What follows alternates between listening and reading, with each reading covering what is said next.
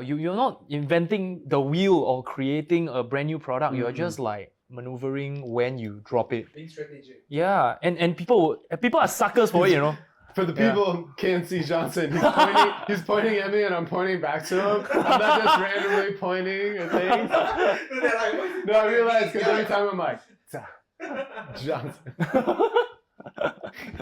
CC. Yeah, we need like a camera. We need a up there. CC to No, it's true. But also for us, I think we can only make so much with so much time and really focus on stuff. So the seasonality of things makes sense for us. That we do limited runs and then enjoy it while you can, and then next time it'll be something different. So that's what we're aiming for.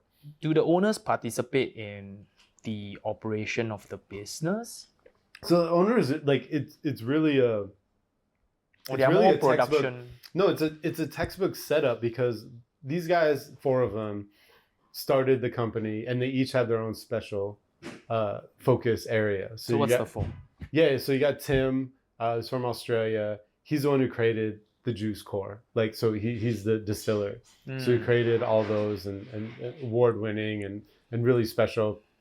You got Charlie, who's Dutch, who does like the marketing and branding. And they were hands-on for many years, right? Like, and setting it up. You got Andy. Andy is good on the permits and the setting up of the company and basically an all-rounder who understands all the facets of the business. And then you have Chris, who's finance, so like kind of like an acting CFO for the company. So they're all still in the loop, engaged and understanding of what we're doing for the company.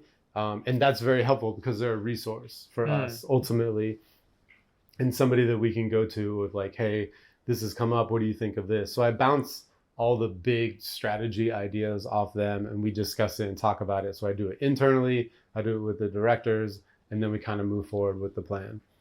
So that's really nice. And it works because also like through experience, I realized that I need one direct and then I can have dotted.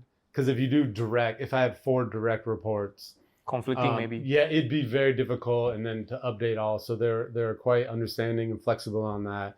And so I report to the guy, Andy, who lives in Singapore. The rest of them don't live in Singapore.